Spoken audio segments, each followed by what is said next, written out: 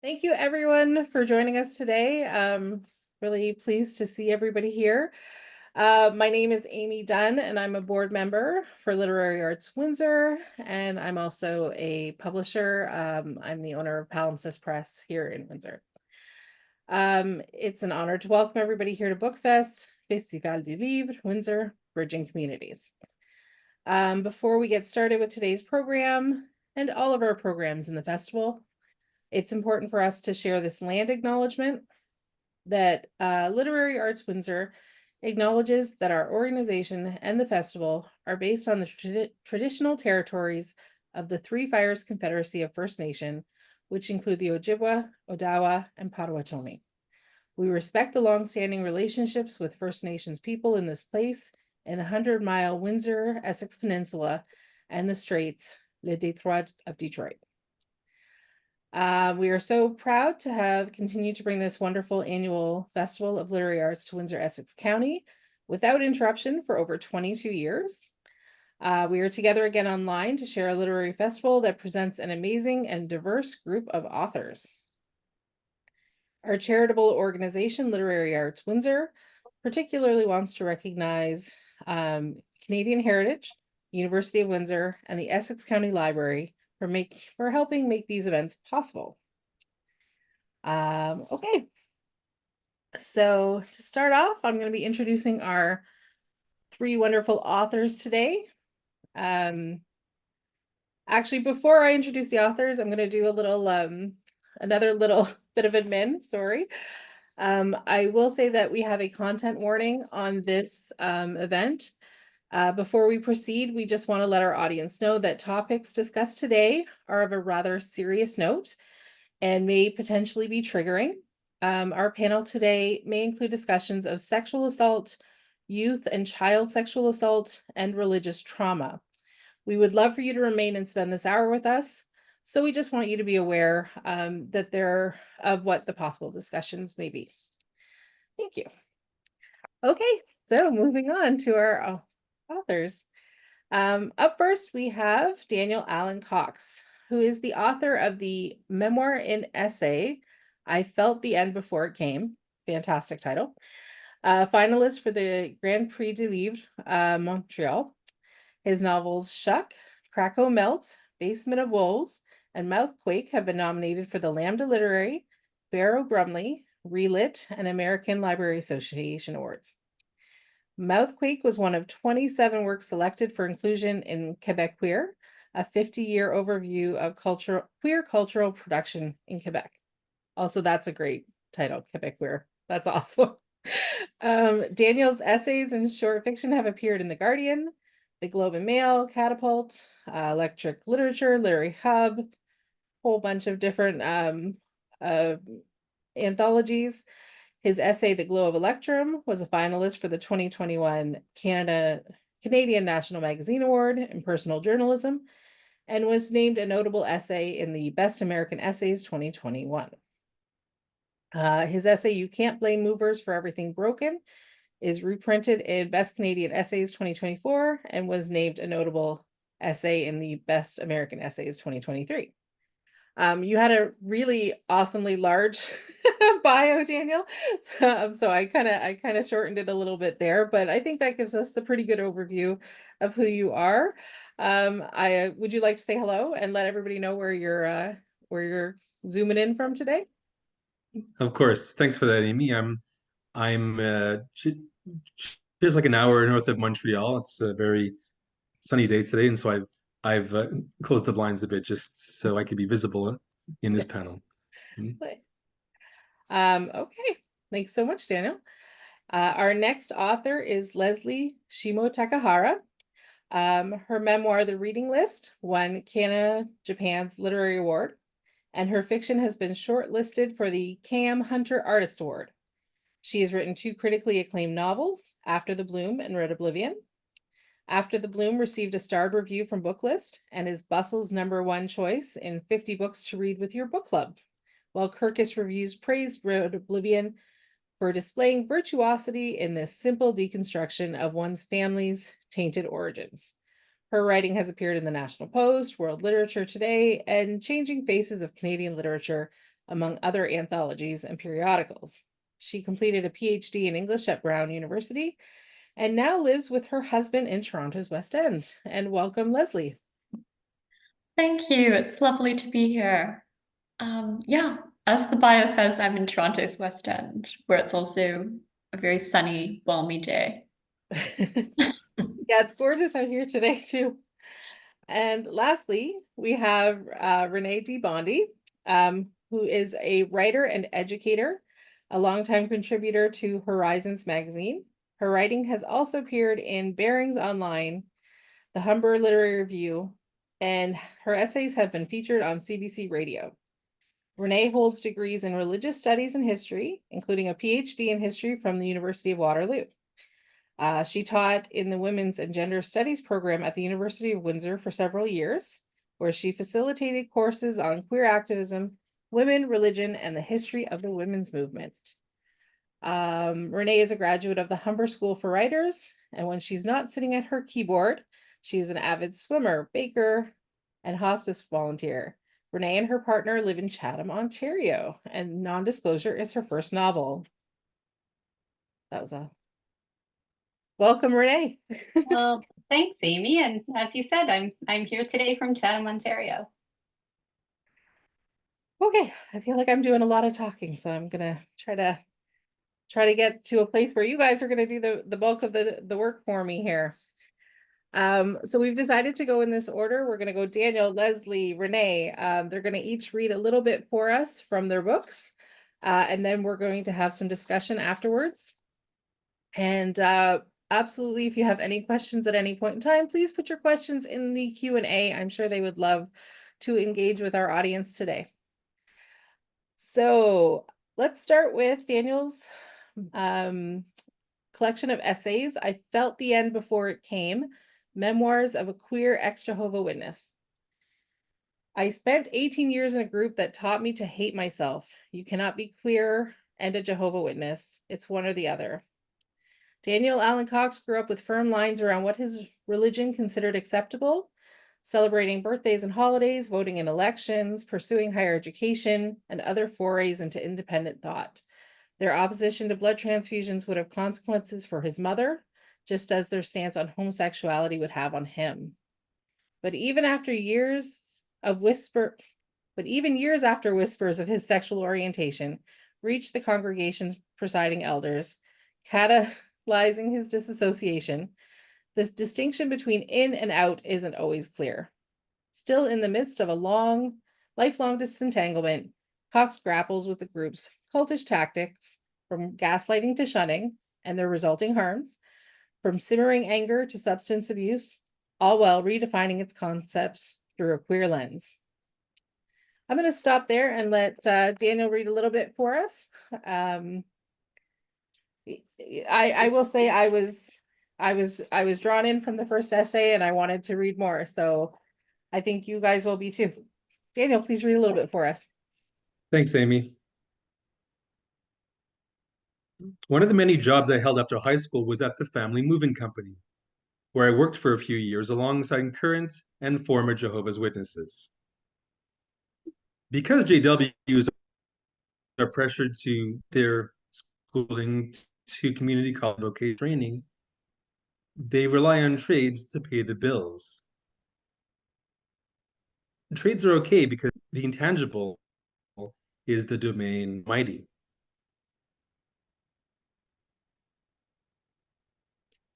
As any mover knows, books are the heaviest, so customers often left them for us to pack. And since it turned out that I was good at boxing them, I'd often find myself on book duty. Electricity shivered through me as I plucked books off shelves and wrapped them in newsprint.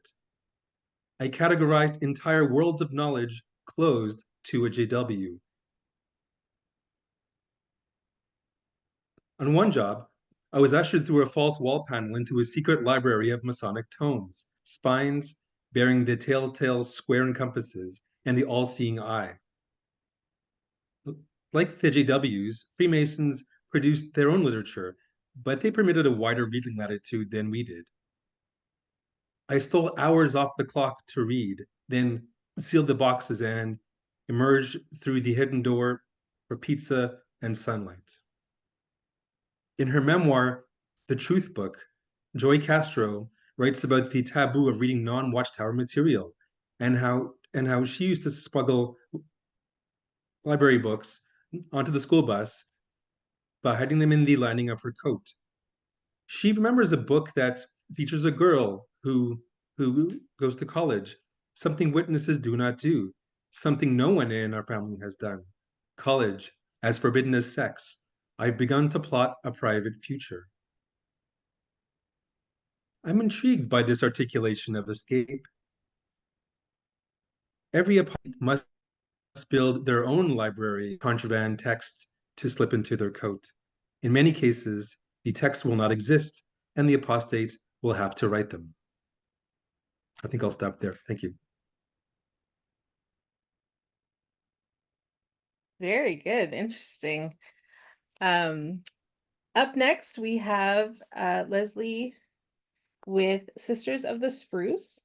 I'm just going to give a quick little description of the book for you, and then Leslie's going to read for us. World War I is in high gear. 14-year-old Kaya Terada moves with her family to a remote misty inlet in Haida Gwaii, then the Charlotte Islands, in northern British Columbia, known for its Sitka spruces. The Canadian government has passed an act to expedite logging of these majestic trees, desperately needed for the Allies' aircrafts in Europe. At a camp on the inlet, Kaya's father, Sanosuke, a talented, daring logger with 20 years of experience since immigrating from Japan, assumes a position of leadership among the Japanese and Chinese workers. But the arrival of a group of white loggers, eager to assert their authority, throws off the balance of the precarious life that Kaya and her family have begun to establish. I'm going to stop there I think that's a good place to let Leslie take over. Tell us about Kaya and her family. Okay. Yeah, thank you. This is my third novel, Sisters of the Spruce, which came out earlier this spring. And I just want to mention that it's inspired by stories that my maternal grandmother told me about her teen years spent on the Queen Charlotte Islands, now called Haida Gwaii, in the early 20th century. She lived to 101 and was an avid storyteller. Chapter 1. It was late by the time we got there. The sky had turned into a large shadow, which crept this way and that, and threatened to become all I could see. But animal alertness was keeping my brain bright awake, my limbs restless. It made no difference that Dad kept telling me to sit still. My legs dangled off the pier. There I sat, nestled between my two sisters, as we all waited for whoever was supposed to be coming, our eyes fastened on the glistening black water. Early that morning, from the deck of a steamship, I'd watched everything receding and shrinking. The cluster of clapboard houses, the store, the saloon, the white cross of the church. Fare thee well, Prince Rupert. As I looked back at the town, icy spray settled on my cheeks, and it all flattened into a thin gray line and vanished completely. Then there was nothing except choppy waves capped with white foam. The roar of the engine filled my body. On the ship, time jutted by. I went inside, I came out again. In, out. I'd been in this position before. Salt shower making me hoarse, wobbliness in the gut from nothing solid to stand upon. But somehow it was worse this time around. We were starting all over again once again. This time we didn't even know where we were going. My eyes stared out at the colorless waters, cresting and breaking with a force that came from someplace invisible, relentless. This feeling had become all too familiar in recent years. At some point, May came to join me on the deck and grabbed at my palm. Warmth from her hand flowed welcomingly into my body. It'll be nice there, won't it? Her voice faded in the wind. Yes, nice, very nice, I think. I tried to sound confident, but what did I know, really? We'll live in a real house again, not a basement? I looked down at May's petal-like face and nodded, not trusting myself to speak. In Prince Rupert, Dad had been a janitor at a down-at-heel hotel, in exchange for which we'd been granted a couple rooms in the basement. It had been a sad existence compared to our lives before in a bustling mill town called Skeena. How frightened my sister appeared, barely daring to hope. She was only 7. I adored her, and she expected me to be her big sister, so I forced a smile. We'll get a lovely house again with a large front porch. What will Oto-san do for work? Although May spoke less Japanese than me, what few words she did have, Oto-san, Oka-san, she clung on to fiercely. Dad will log and fish again, and you'll play in the forest every day, and everything will be just as it used to be. You wait and see, but no more questions for now, all right? She went inside while I watched an albatross get flung across the sky like a tattered flag. Nausea, fierce as an earthquake, came in spells that shook the walls of my stomach.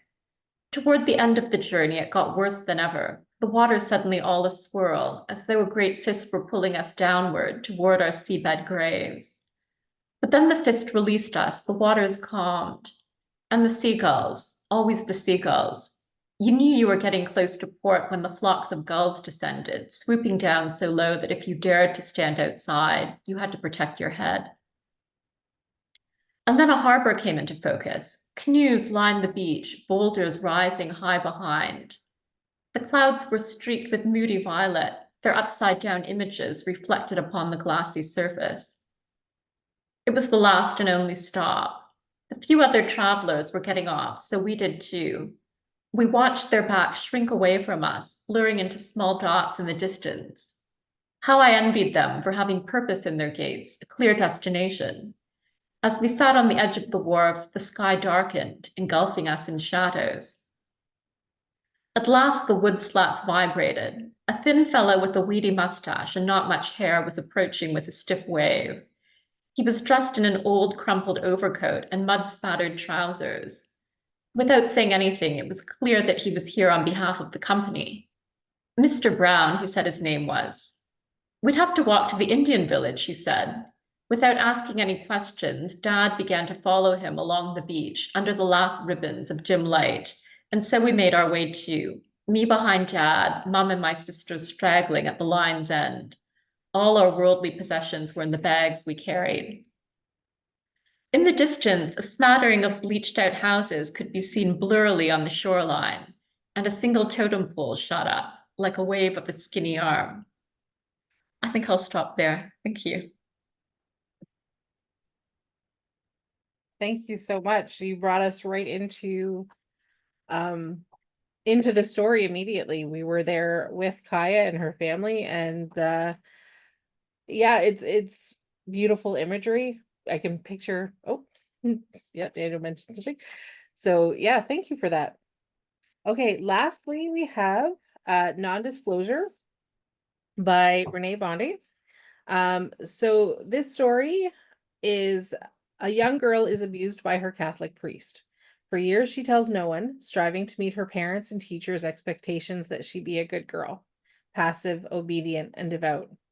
When she learns as an adult that she was not his only victim, that there were dozens more, the ensuing criminal trial threatens to overwhelm her.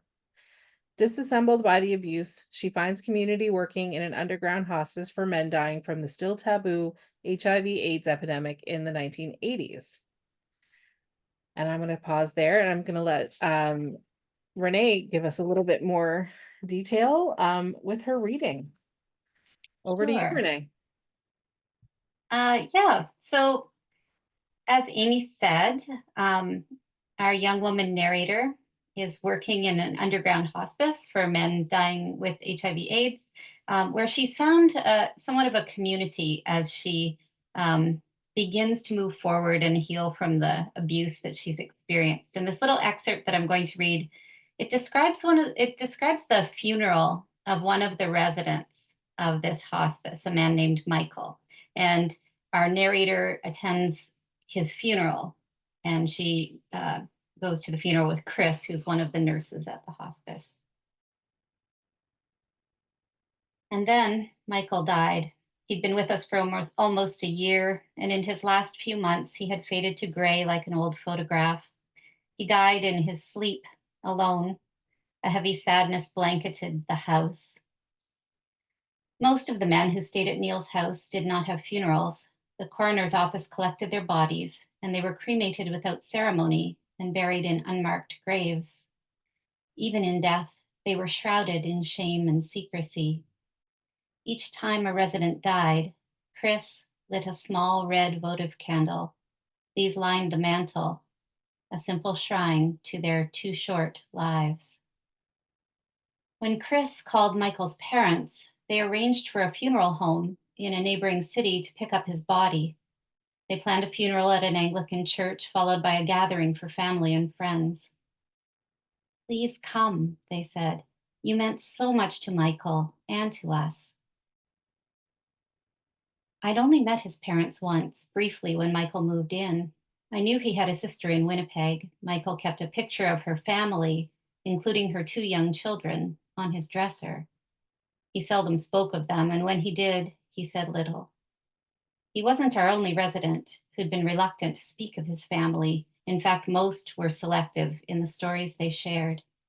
Even Neil had been reticent to talk about his illness or his past, as though bound by a code of silence.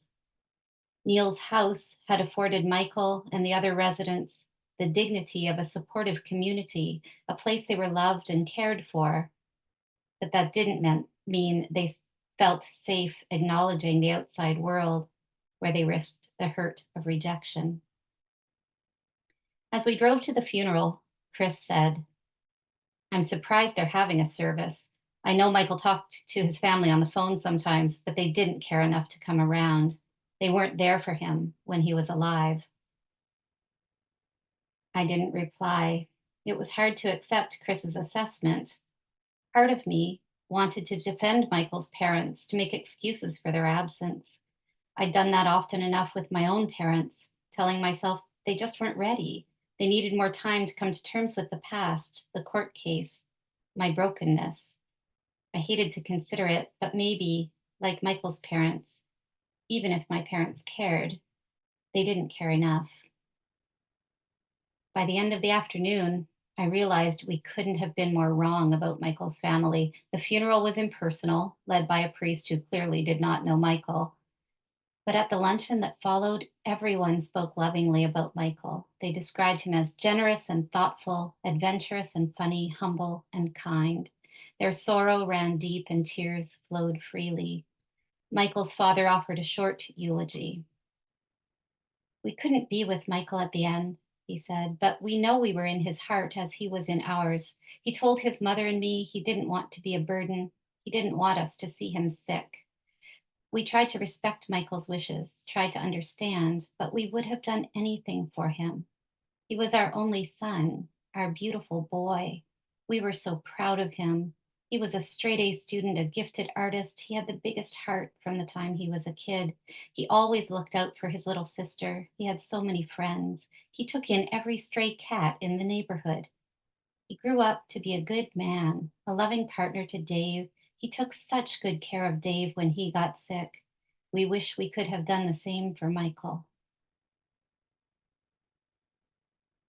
Chris and I had assumed Michael's family had distanced themselves from Michael, but it turned out the opposite was true. That Michael spoke of them infrequently, that they didn't visit, was not a reflection of indifference or prejudice, but about Michael trying to protect them and himself. I knew we hadn't created the gulf between Michael and his family, but we hadn't bridged it either, hadn't provided passage from one shore to the other. For more than 2 years, we had tried so hard to protect Neil's house and its residents, to ensure their privacy and safety. But maybe it was time to try a new way, to test the waters and navigate the currents of change. Wonderful. Thank you. Thank you, Renee. I will admit that yeah, very moving. Before I had read this book, her colleague Andre Narbonne had said to me, I can't read this book without crying. And I can guarantee you that when you get a copy and you read this book, there will be tears. And Michael's death was one of those moments for me in the book where, yep, I started crying because I was there. I was in that moment with those people.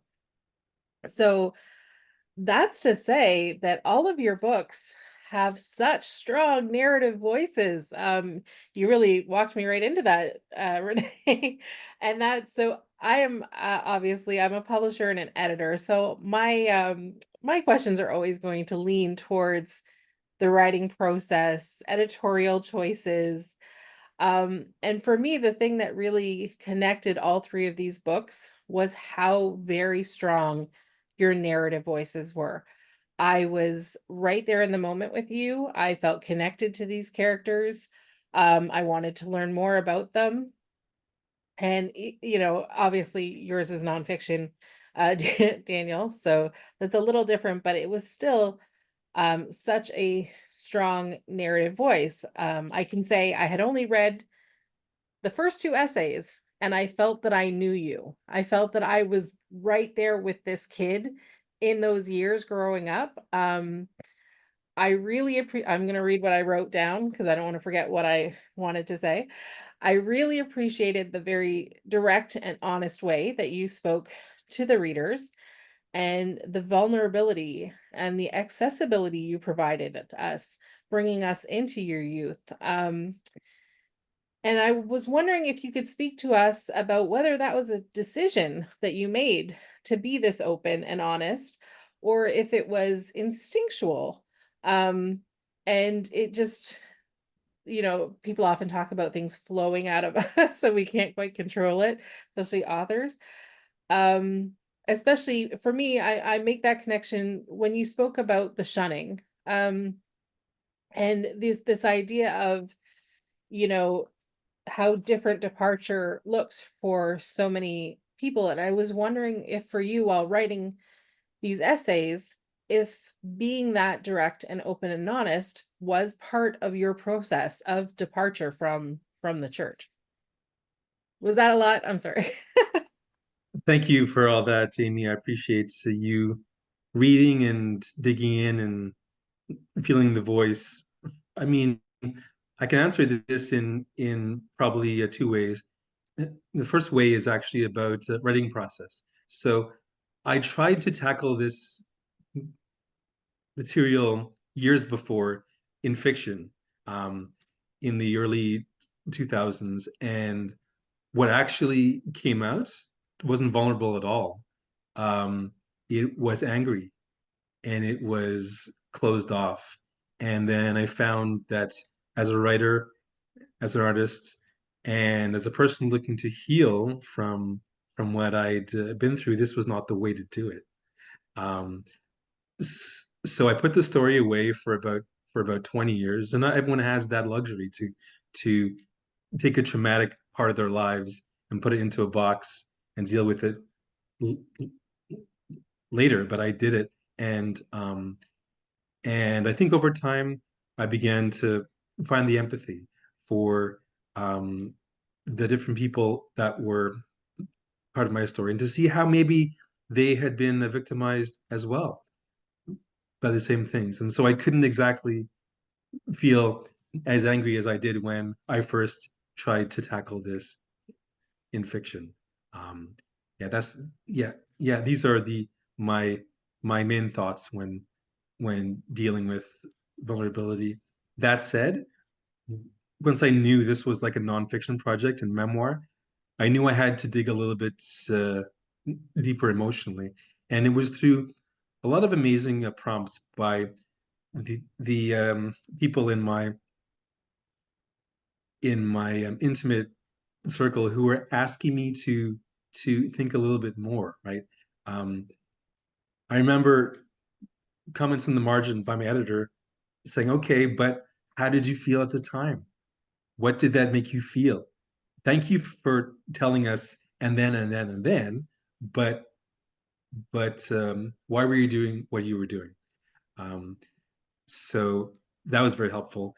In terms of Living Jehovah's Witnesses, I think that there was a certain level of honesty, but self-honesty, but it wasn't really articulated in that way for me. It was mostly an instinctual need to get out. But I would later find the language to describe the openness I was reaching for.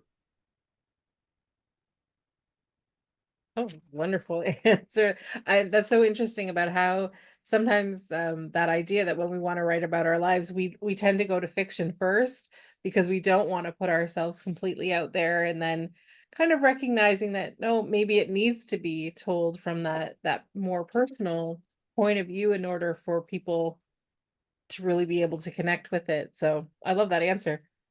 Um, Leslie, again, you piqued my curiosity in a different way with your narrative choice. So in the book, we see everything from Kaya's point of view. Am I saying Kaya? Kaya, that's her name. So she has such a very strong and specific point of view.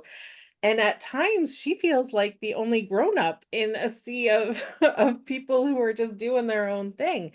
And I think that's what I really loved about her was she was so strong and such a courageous character. And I have to admit I didn't quite get through the book yet, and I'm planning on spending actually the rest of my day reading the rest of the book because I was so disappointed I didn't get it done in time. But I'm at the point where Kaya and Daisy are about to go off.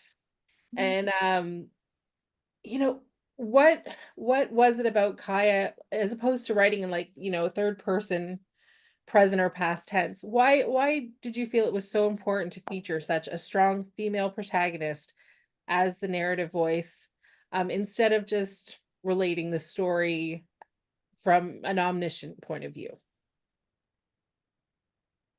Thank you, Amy. Yeah, I think what I was aiming for really was a sense of intimacy and immediacy, which comes from that sort of first person perspective. Yeah, Kaya is very much inspired by my grandmother who died in 2012. Although of course she's a hybrid creation because the stories that my grandmother had told me when I was growing up were kind of elliptical and skeletal and having to do with eccentric people that she and her family had met when they lived on the Queen Charlotte Islands during the 1920s. Her father had been offered a position as a foreman at a shingle mill there. So it was actually she was actually there after World War I, but in the course of my research about the broader history of the Queen Charlotte Islands, the episode of the Allies' campaign to acquire Sitka spruces for their fighter planes to beat the Germans came onto my radar, and it just seemed to really offer very rich materials for a historical novel. But yeah, with Kaya, she's very much a hybrid creation. I would say elements of myself, elements of my grandmother. My grandmother was very ahead of her time, I would have to say. She was kind of like a feminist before terms like feminism really existed. And she was very outspoken. She just sort of called things as she saw them. And as such, when I was growing up, I would stay at her house in Hamilton for periods of, maybe 3 or 4 nights, a couple times a year. And being an only child would just be me and my grandmother for most of our days, going to the shopping mall and chatting and, watching Murder, She Wrote and so forth. And then she would just be sort of nonstop talking and telling me about, some amusing and kind of heroic stories about her childhood, but often very dark, involving sexual violence. Someone in the family had attacked her And this was also the man that her older sister, whom I based the character Izzy for short on, Izzy was forced to marry him. So there are definitely some very dark elements of family history that my grandmother just sort of like shamelessly told me about. And I wasn't aware when I was that age that I think, the only one in the family that she'd been this upfront with. So yeah, it was that sort of immediacy and intimacy in telling her story that I wanted the voice to match. Oh, I love that. And I think we can feel your grandmother in this story. I think she is that courageous girl. Like as you've described it, I'm like, yep, I feel her now in Kaya. I can feel her spirit. That's wonderful. So Renee, I'm gonna ask you also about your narrative voice, but I'm just gonna point this little fact out for everybody ahead of time. October 17th was the official publication date of her novel, Non-Disclosure. And coincidentally, the big headline that morning was that the Diocese of Los Angeles had been ordered to pay $880 million to victims of sexual abuse by its priest, bringing the total of that diocese alone up to $1.5 million, which is obviously, as Renee pointed out, it's quite unbelievable. And that leads me into the reasons why Renee wrote this book, which she provides an afterwards in her book. But again, I wanted to discuss this narrative voice, namely your decision to use a nameless narrator, so that she could, as opposed to a fixed name, this wasn't just one story about one girl who suffered violence, but she could represent thousands of young girls and women who were victims of sexual assault by the Catholic Church. So what inspired you to do that with her? Make this, again, your story could have been told in a third person omniscient narrator where we just followed the story along, but instead you made this decision to make the narrator somebody that we could be pulled into. And what are your thoughts, and what was your process behind that? Yeah. When I started writing, I actually started writing in a plural voice. I'm a big fan of Julie Otsuka. If you've read Buddha in the Attic and her other novels, she often adopts that plural voice, and I'm fascinated by that. And I wrote, many pages in a plural voice, and then it just didn't ring true to me. I wasn't sure I could sustain it, and I switched over to a first person narrative.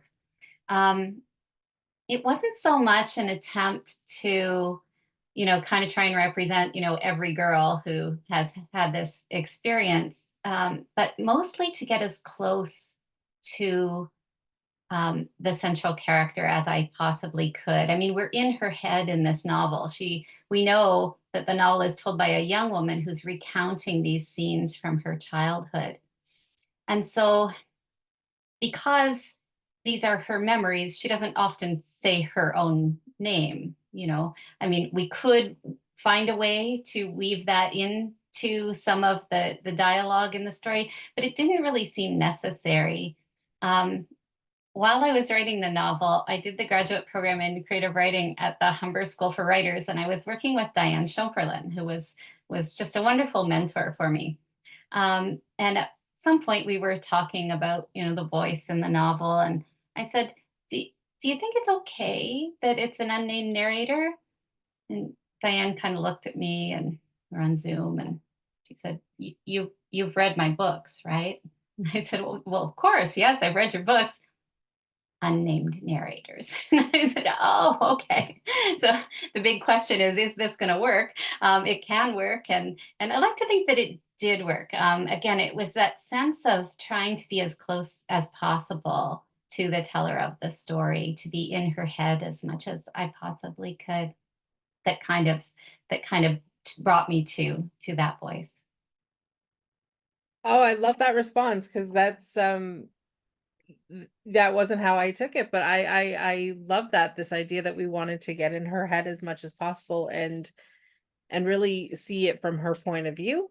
I love that, but I do like to think that it also lets people, you know, as your afterward said, you know, to bring out those experiences of the women and the girls, whereas, you know, I guess we I see Diane Choperlin, we're jealous, Renee, in the comments. So what, yeah, that was a great answer. Really nice to know. So I'm going to just quickly, I'm clicking. So if you want to, anybody wants to go over to the chat, I put the link up for Biblioasis. You can go buy any of these books from Biblioasis. And I also want to point out, because both Renee and Leslie have been able to show you their book covers, but Daniel does not have his with him because he gives them all away to his friends and loved ones. There is a link to his website, so you can go click on his website, take a look at his book so that you know what the cover looks like, and you can order that book before we move on. So, okay, I have some other questions for you. If anybody has any questions, please drop them in the Q&A. We have time. We've got about 10-15 minutes or so to have some discussion with you, our audience. But I'll just get us started on another question in the meantime, but we'd love to hear from our audience as well. So oh, I don't want to ask that one because I feel like Leslie's already answered that question. This is a good one. All right. Do you feel like you changed in a spiritual or on a practical level as you wrote this book? Did the writing process affect you in other areas, such as perhaps how you parent, or how you are a partner, or how you are part of a specific community? Do you feel like when you worked on this particular book that it changed you perhaps on a more fundamental level than from how you were before you wrote this book? And I'm going to throw that out there, and whoever feels like answering, feel free to answer. If you're like, oh my God, no, I hate that, I don't want to answer that, you don't have to answer. Does anybody have a response? I can go a bit with an answer if that's okay. I mean, working on this memoir meant dealing with a lot of social issues, and that quickly turned into advocacy, right? And into joining advocate groups and into actually work. And so any research I was doing on the book also led me to activism, and it was nice actually how that's dovetailed in my process, and I was able to continue that. Another way too, it's changed me as a person was just the depth of the kind of research I do. Of course, in fiction, I would always research anyhow, but this was on another order of magnitude, I think, and that um, made me actually become like a slower writer, you know. And if I've been guilty of anything, it's working too quickly on text and moving on onto something else. And so this really made me sit with the material that I'm very thankful for.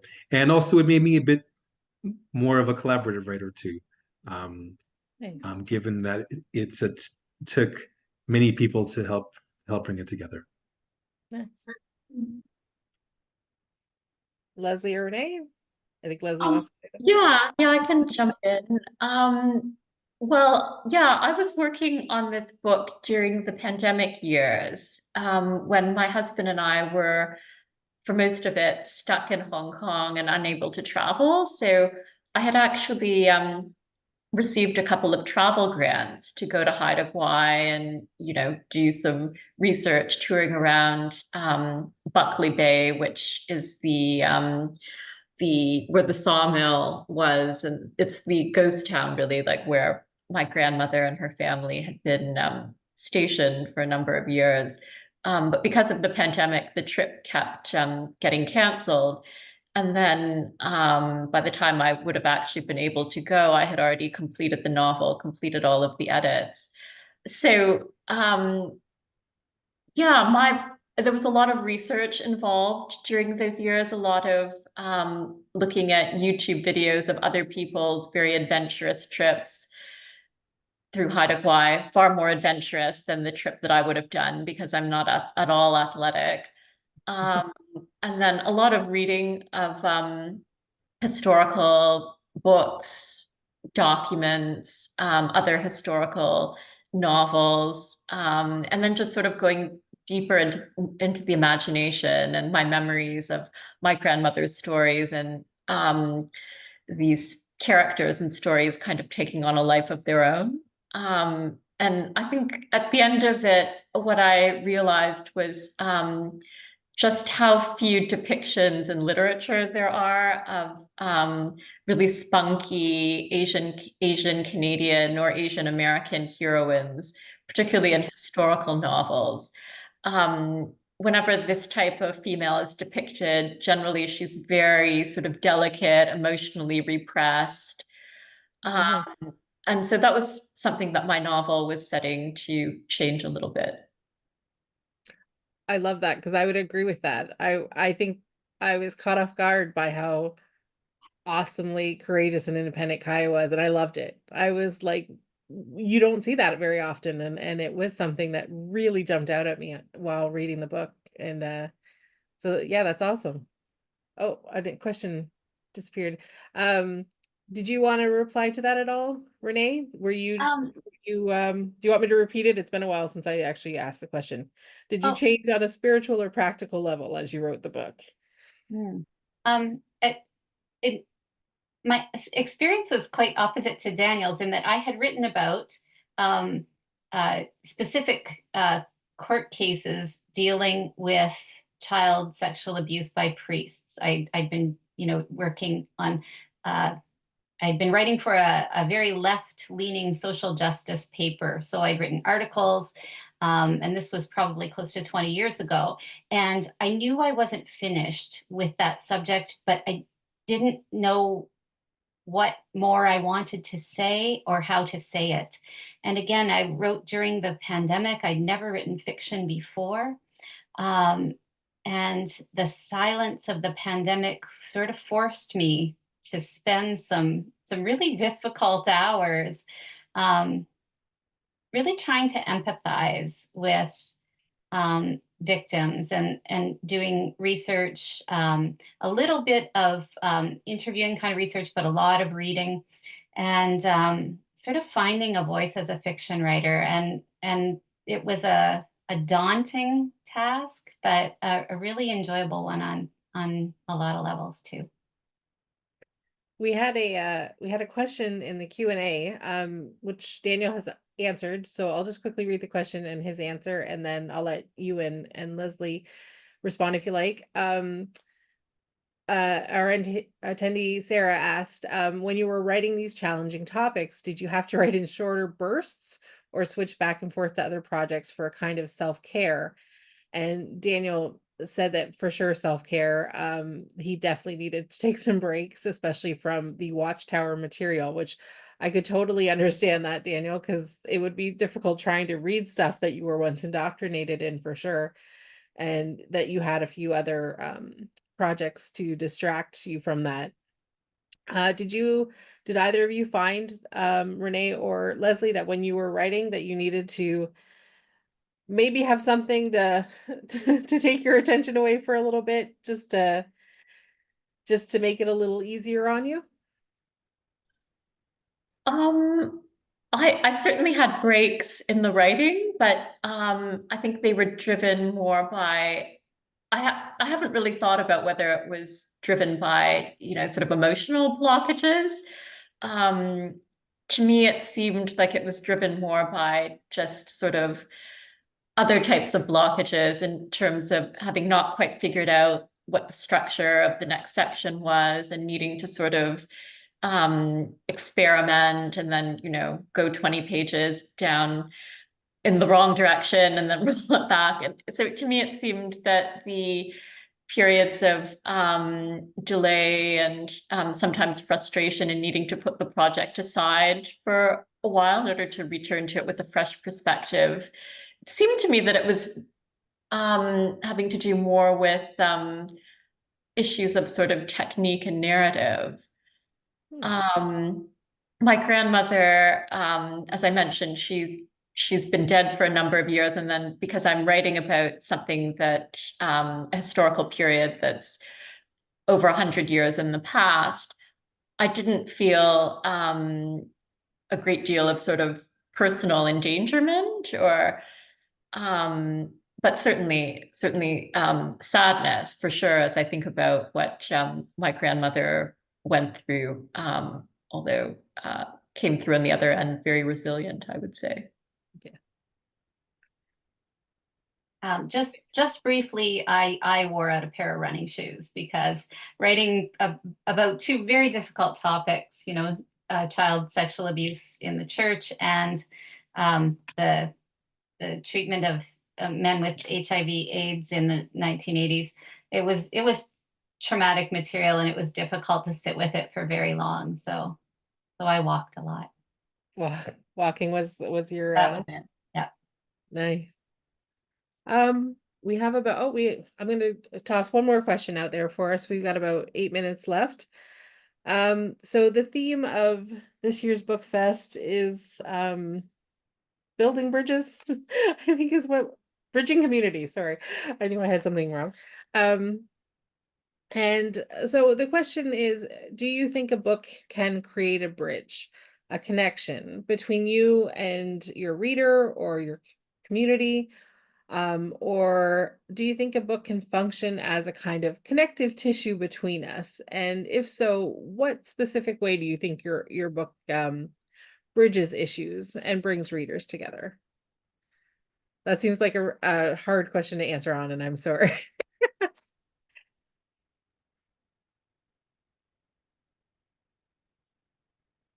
I can start on that one. I do think I kind of have always thought about writing as a political act. As I said, I'm relatively new to writing fiction, but I think whether fiction or nonfiction, whether it's by design or by accident, I think writing is and art in general is political. It's political in a macro way in that it can challenge people to see the world differently, to act on what they read, but also on an intimate level. I think fiction done very truthfully, and the kind of fiction that I relate to as a reader, fosters empathy, and that was really, really important to me when I was writing. I do think that writing can be an act of kind of radical empathy, and I think in that way it definitely builds bridges between writer and reader, and between readers who like to talk about books. Absolutely. Leslie or Daniel, did you have any final words you wanted to toss out there? You don't even have to answer that question. You can just, if there's anything you wanted to leave your readers with, because I think we're going to have a bunch of people reading these books very shortly. Well, yeah, what comes to mind in response to that question is actually a couple of book clubs that over the past year I've been a guest at, specifically Japanese Canadian book clubs that have received some government money with the explicit purpose of using books written by Japanese Canadian authors to try and rebuild community in the wake of the Japanese Canadian internment during the Second World War, which really so greatly fractured the community. So that's been a very meaningful process for me, like over the past 6 months or so. And what struck me is that these book clubs are structured quite differently than other more run-of-the-mill book clubs that I've been at. in the sense that the moderators have generally received some training in healing and reconciliation and holding space, and allowing the book club members, who are generally all from the Japanese Canadian community, or they may be half or a quarter Japanese, but identify as Japanese Canadian. And then the discussions in the book club tend to be geared towards kind of using the book as a springboard for readers to talk about personal recollections and family histories, which I found very enriching and fascinating. One book club out of Alberta is run by Art Mickey, who's the retired politician who actually negotiated the redress settlement for Japanese Canadians in the late 1980s. And that was a particularly moving experience for me. Oh, wow. Yeah, I would imagine. Thank you, Leslie and Renee, for comments. I think what's clear to me is that this very panel is examples of like how to find common ground. Especially like all of our stories involve different elements of coercive control, secrecy, isolating people so they don't tell their stories. And when I brought my my book on tour last year, people would come up to me and say, "Well, I'm not a former Jehovah's Witness, but I'm Catholic, or I was Mennonite, or